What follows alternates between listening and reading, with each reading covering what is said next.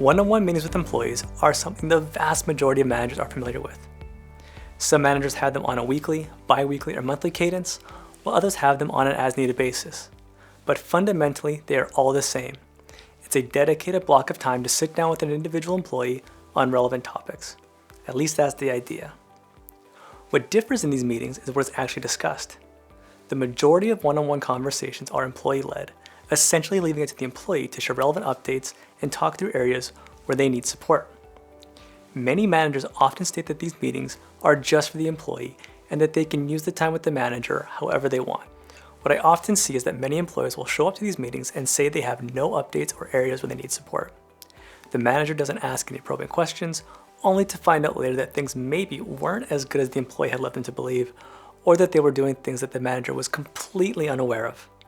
While some employees do use these interactions effectively, the unfortunate reality is that this one-on-one format is rarely the best use of either person's time. If managed properly, however, one-on-ones can be an extremely beneficial time to connect for both parties. They provide opportunities to establish and build personal relationships, support the development and career growth of employees, provide feedback, give recognition, get updates on the work the employee is doing, support them in navigating challenges, understand how they approach problems, to provide coaching, and finally to provide relevant updates downwards. While it's certainly possible, each of these topics do not need to be covered in every one-on-one, but it does go to show you just how beneficial these meetings can be if used appropriately. So how do we get the most out of these conversations? The first thing you need to do is to set up a regular meeting cadence with calendar invites. For more tenured and experienced staff, you may meet less often, and for more junior staff, meeting more regularly is common. The smaller your team, the easier it is to have regular meetings with each individual team member, and with larger teams, the less often you'll likely be able to connect individually.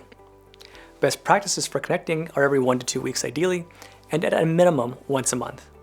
Pick the cadence that works best for you, but don't be afraid to adjust it down the road if you need to meet more or less often. Typically, one-on-ones are scheduled for 30 to 60 minutes, but it really depends on how in-depth you want to make these meetings and the nature of the employee's work and their degree of competency. While one-on-one meetings will be different every time, there are 6 staple topics that are best touched on in every session. The first of which is relationship and rapport building. In an era of fully virtual or hybrid work environments coming out of COVID, one of the biggest complaints I often hear from employees is the lack of connection they feel, not only with their peers, but also with their managers.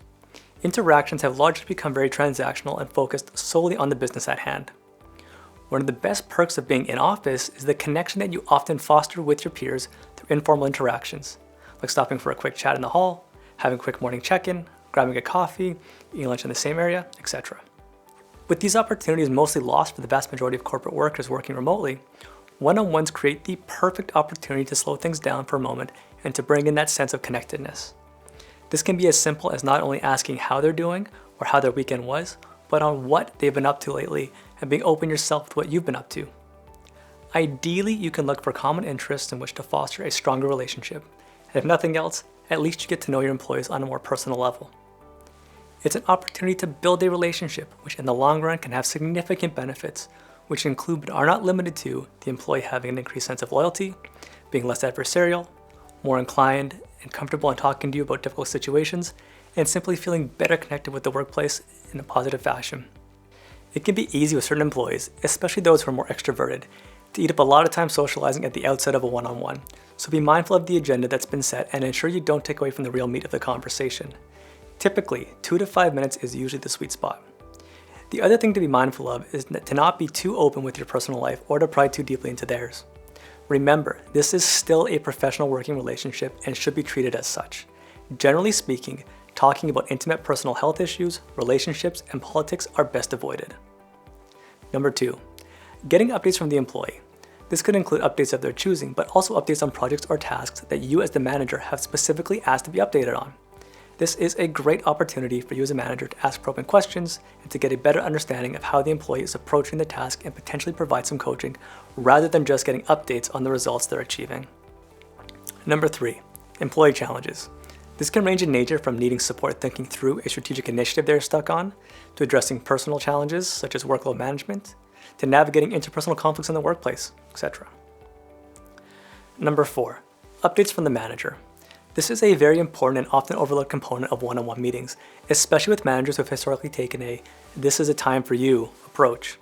You should use one-on-ones as an opportunity to share updates that may or may not be pertinent to the broader team, or to talk through in more detail how certain aspects or details of an update may impact that specific employee. Number 5, feedback. One-on-ones provide the perfect opportunity to provide feedback, as ideally it's a safe place to explore the feedback more fully than you typically in a less formal setting. By doing so in a one-on-one, you provide the opportunity not only to share the feedback, but to also discuss it and work through it with the employee if they needed the additional support or context. It creates dialogue and an opportunity for you to really shine as a manager if done properly. While I believe this should be a stable topic for every one-on-one, it should only be included if there is actually feedback to give. Do not provide feedback because it's your regular one-on-one and you feel compelled to. Do it because the feedback is relevant and appropriate. This means that there will be many one-on-ones where there is no constructive feedback, and that is okay. Number 6, recognition. Much like feedback, one-on-ones create a great opportunity to provide positive recognition, especially targeted recognition geared towards acknowledging a specific trait or skill set you like to reinforce. Again, as with providing feedback, it creates dialogue and further room for exploration in a safe environment, but should only be shared if there is in fact something specific you'd like to recognize. While the above list may feel extensive, it can actually be talked through expeditiously if both parties come adequately prepared. Additional topics that should be included on a regular cadence, such as monthly, quarterly, or biannually, include career development. This can range from long-term career planning discussions to reviewing development plans already in the works. Topic 2, skill development. Similar to career development, you will typically focus on identifying skills to develop for the employee or reviewing ongoing development plans. Topic 3, annual goal check-in. While much importance is tied to the creation of annual goals, rarely are they actually followed up on throughout the course of the year. If you are taking the time to set the goals, you should take the time to track progress against the goals on a regular basis, adjust them as necessary, and ensure their continued relevance. A good example of why this is important would be to imagine setting annual goals at the beginning of 2020, right before COVID took off, and then doing a year-end review, only to find out you missed most of your original goals. This would be a very frustrating scenario given how much COVID disrupted that year and changed the way the world worked almost overnight. Unfortunately, this scenario played out far too regularly and could have easily been avoided by reviewing and adjusting goals throughout the year based on market conditions and other environmental factors. Now, to help ensure that one-on-ones are truly productive, best practice is to leverage an agenda. Ideally, we have the employee identify the specific things they want to talk about ahead of the meeting so that you can come best prepared to respond as their manager instead of reacting in the moment. It is also an opportunity for you to give the employee a heads up on the topics you would like to discuss in more detail, particularly around their work and any updates they can expect to hear about, along with anything development related. Details around feedback and recognition are not necessarily to be sent out ahead of time unless there is more serious feedback you'd like the employee to come prepared to talk about. Ideally, the employee sends you back a completed agenda at least one day beforehand so you have enough time to ready yourself for the conversation. To make this process even easier, many managers create templates and have them stored on a shared drive that both parties can access and update at any time. To summarize, it can be easy to default to having an informal and employee-driven conversation when holding one-on-ones, but a few simple steps can make all the world of a difference by ensuring you hold regular conversations, bring some structure to them, and ensure that the topics being discussed benefit both the employee and you. And lastly, to take advantage of setting an agenda ahead of time.